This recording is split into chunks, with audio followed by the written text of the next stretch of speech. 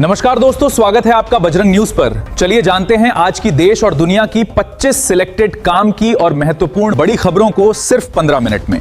पर अभी तक आपने इस वीडियो को लाइक नहीं किया तो लाइक कर दीजिए और चैनल पर नए हैं तो सब्सक्राइब कर लें। आज 11 मई 2026 दिन सोमवार को ज्येष्ठ कृष्ण पक्ष की दशमी तिथि है। इस दिन शतभिषा नक्षत्र का प्रभाव रहेगा और राष्ट्रीय प्रौद्योगिकी दिवस मनाया जाएगा। शुभ अभिजित मुहूर्त सुबह 11:51 से दोपहर 12:45 तक रहेगा, जबकि सुबह 7:12 से 8:54 तक राहु काल प्रभावी होगा। चलिए शुरुआत करते हैं आज के मुख्य समाचारों से। तमिलनाडु की राजनीति में आज एक नए युग की शुरुआत हुई है। सुपरस्टार थलपति विजय ने आधिकारिक तौर पर प्रदेश के मुख्यमंत्री पद की शपथ ले ली है। इस ऐतिहासिक मौके पर प्रधानमंत्री नरेंद्र मोदी ने उन्हें जीत की बधाई दी। साथ ही पीएम ने एक खास संदेश में उम्मीद जताई कि विजय के नेतृत्व में तमिलनाडु विकास की नई ऊंचाइयों को छुएगा। थलपति विजय का फिल्मी पर्दे से निकलकर सत्ता के सिंहासन तक पहुंचना दक्षिण की राजनीति में बड़ा बदलाव माना जा रहा है। पश्चिम बंगाल की सियासत में बड़ा उलटफेर देखने को मिल रहा है। शुभेंदु अधिकारी अब प्रदेश की कमान संभालने जा रहे हैं, लेकिन उनके सामने चुनौतियों का पहाड़ खड़ा है। राज्य की कानून व्यवस्था को पटरी पर लाना और चरमराई आर्थिक स्थिति को सुधारना उनकी पहली प्राथमिकता होगी। इसके साथ ही विपक्ष के कड़े तेवरों के बीच प्रशासन में जनता का भरोसा बहाल करना शुभेंदु सरकार के लिए किसी अग्नि परीक्षा से कम नहीं होने वाला है।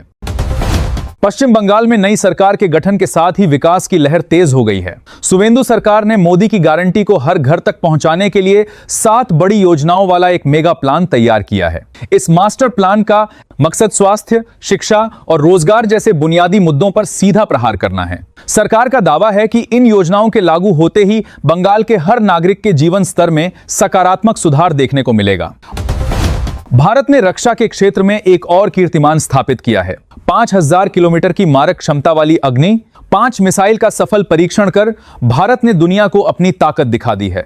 भारत की इस बड़ी छलांग से चीन और पाकिस्तान जैसे पड़ोसी मुल्कों में खौफ का माहौल है। इस सफल परीक्षण ने भारत को उन चुनिंदा देशों की कतार में खड़ा कर दिया है जिनके पास इतनी लंबी दूरी की इंटरकॉन्टिनेंटल बैलिस्टिक मिसाइल है।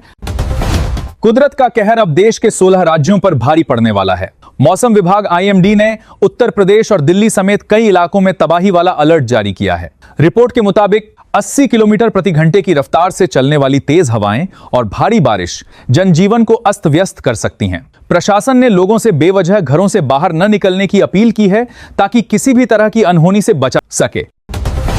बिहार के युवाओं के लिए रोजगार का बड़ा सुनहरा मौका सामने आया है। बिहार पुलिस ने सैप के 15,821 पदों पर बहाली की घोषणा की है। खास बात यह है कि इस भर्ती प्रक्रिया में पूर्व सैनिकों को भी प्राथमिकता और विशेष मौका दिया जाएगा। जल्द ही इसके लिए फिजिकल रैली की तारीखों का ऐलान किया जाएगा। सरकार का यह कदम राज्य में सुरक्षा व्यवस्था को मजबूत करने और रोजगार बढ़ाने की दिशा में बड़ा फैसला माना जाएगा। गैस सिलेंडर सब्सिडी को लेकर केंद्र सरकार ने नियमों में बड़ा बदलाव किया है। अब एक निश्चित आय सीमा से अधिक कमाई करने वाले उपभोक्ताओं को सब्सिडी का लाभ नहीं मिलेगा। इस फैसले का सीधा असर आगरा के करीब 13.57 लाख उपभोक्ताओं पर पड़ने वाला है। विभाग ने स्पष्ट किया है कि डेटा की स्क्रूटनी के बाद अपात्र लोगों के खातों में सब्सिडी भेजना बंद कर दिया जाएगा, जिससे सरकारी खजाने पर बोझ कम हो सके। क्या अंतरिक्ष में हमारे अलावा भी कोई और है? दावा किया गया है कि एक रहस्यमयी स्पेसक्राफ्ट से 4 फीट लंबे जीव नीचे उतरे थे। प्रत्यक्षदर्शियों के मुताबिक उन जीवों ने स्पेस सूट और हेलमेट पहन रखा था। इस खुलासे के बाद एलियंस और एलियन टेक्नोलॉजी को लेकर एक बार फिर बहस छिड़ गई है। भारत सरकार ने देश के श्रम कानूनों में ऐतिहासिक बदलाव करते हुए दशकों पुराने 29 अलग अलग प्रावधानों को खत्म कर दिया है। इनकी जगह अब केवल 4 नए श्रम कानून यानी लेबर कोड लागू होंगे। सरकार का कहना है कि अलग अलग प्रावधानों को खत्म कर दिया है। सरलीकरण से उद्योगों को बढ़ावा मिलेगा और मजदूरों के अधिकारों की रक्षा अधिक प्रभावी ढंग से हो सकेगी। यह नया ढांचा व्यापार करने की सुगमता और श्रमिकों के सामाजिक सुरक्षा लाभों को संतुलित करने के लिए बनाया गया है। पंजाब के कैबिनेट मंत्री संजीव अरोड़ा की मुश्किलें कम होने का नाम नहीं ले रही हैं। मनी लॉन्ड्रिंग के एक गंभीर मामले में उन्हें गुरुग्राम कोर्ट में पेश किया गया। आपको बता दें कि इस मामले की गंभीरता को देखते हुए कोर्ट में सुनवाई रात 1 बजे तक चलती रही। प्रवर्तन निदेशालय एट के पास पुख्ता सबूत होने के दावों के बीच राजनीतिक गलियारों में इस पेशी को लेकर काफी हलचल मची हुई है। बिजली सब्सिडी को लेकर सरकार ने कड़े तेवर अपना लिए हैं। अब एक राशन कार्ड पर केवल 2 बिजली मीटरों तक ही सब्सिडी का लाभ सीमित रहेगा।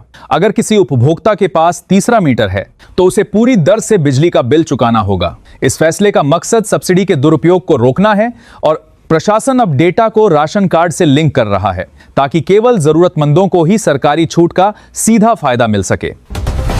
प्रधानमंत्री किसान सम्मान निधि की 23वीं किस्त का इंतजार कर रहे करोड़ों किसानों के लिए जरूरी खबर है।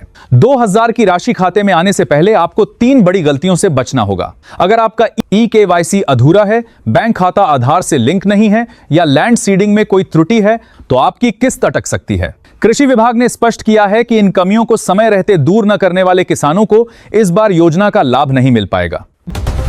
देश की राजधानी दिल्ली के कई इलाके भीषण जल संकट की चपेट में आ गए हैं। वजीराबाद वाटर ट्रीटमेंट प्लांट के बंद होने से पानी की सप्लाई पूरी तरह ठप हो गई है, जिससे हजारों परिवारों की मुसीबतें बढ़ गई हैं।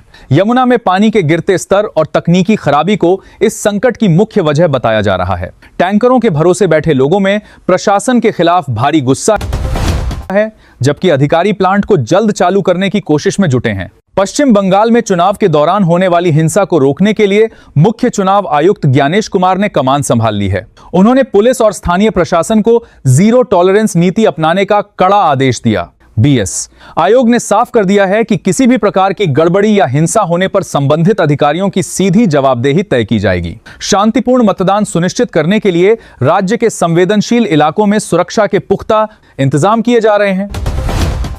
कानून के रक्षक ही जब भक्षक बन जाएं तो क्या होगा। एक सनसनीखेज मामले में थाने में खड़े जब्त ट्रकों से 1.5 करोड़ रुपए की एलपीजी गैस धीरे धीरे पार कर दी गई। चौंकाने वाली बात यह है कि इस पूरे घोटाले का मास्टरमाइंड और कोई नहीं बल्कि खुद फूड ऑफिसर निकला। पुलिस ने जब गहन जांच की तो कड़ियां जुड़ती गईं और इस बड़े खेल का पर्दाफाश हुआ। आरोपी अधिकारी को गिरफ्तार कर लिया गया है और आगे की जांच जारी है। नोएडा के जेवर एयरपोर्ट ने ऑपरेशनल होने से पहले ही पार्किंग फीस के मामले में सबको चौंका दिया है। जहां दिल्ली एयरपोर्ट पर लंबी अवधि की पार्किंग फीस करीब 6,900 है, वहीं जेवर एयरपोर्ट में इसके लिए 14,500 तक का चार्ज तय किया गया है। इस पार्किंग शॉक से यात्रियों की जेब पर भारी बोझ पड़ने वाला है। सोशल मीडिया पर इस फीस स्ट्रक्चर की तुलना इंटरनेशनल एयरपोर्ट से की जा रही है, जिसे लेकर जनता के बीच काफी चर्चा है। दिल्ली की पर्यावरण सुरक्षा की दिशा में सीएम रेखा गुप्ता ने एक ऐतिहासिक फैसला लिया है।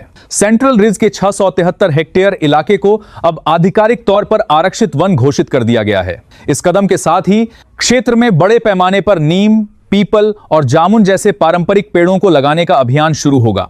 इस फैसले का मकसद शहर के फेफड़ों को बचाना और बढ़ते प्रदूषण के खिलाफ एक प्राकृतिक दीवार खड़ी करना है। समाजवादी पार्टी के मुखिया अखिलेश यादव ने एक बार फिर चुनाव प्रक्रिया पर सवाल उठाते हुए बड़ा बयान दिया है। उन्होंने साफ कहा कि चाहे साल लगे या सदी, वे बैलेट पेपर से चुनाव की मांग जारी रखेंगे।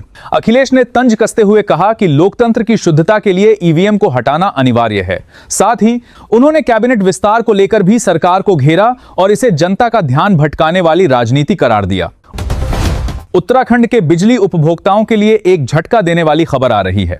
अब प्रदेश की सड़कों पर जलने वाली स्ट्रीट लाइट का बिल भी आम जनता की जेब से वसूला जाएगा। सरकार हर बिजली बिल में एक अतिरिक्त सरचार्ज जोड़ने की तैयारी कर रही है। इस नए नियम के लागू होते ही हर महीने उपभोक्ताओं को अपने बिल में बढ़ोतरी देखने को मिलेगी। विपक्षी दलों ने सरकार के इस फैसले को मध्यम वर्ग पर अतिरिक्त आर्थिक बोझ बताया है। अगर आपके घर में पीएनजी कनेक्शन है तो आपको एलपीजी सिलेंडर का मोह छोड़ना होगा। हाल ही में जारी एक आधिकारिक संदेश के अनुसार जो उपभोक्ता पीएनजी होने के बावजूद अवैध रूप से रसोई गैस सिलेंडर का उपयोग कर रहे हैं, उनका कनेक्शन छीना जा सकता है। विभाग अब घर सर्वे कर रहा है ताकि गैस के दोहरे कनेक्शनों को रोका जा सके। यह कदम सुरक्षा के लिहाज से और गैस की कालाबाजारी पर लगाम लगाने के लिए उठाया गया है। तो ये थी अब तक की बड़ी सिलेक्टेड और काम की खबरें। इसी प्रकार की रोज की खबरों के लिए जुड़े रहें हमारे साथ और चैनल पे नए हैं तो सब्सक्राइब कर वीडियो को लाइक कर दे। धन्यवाद।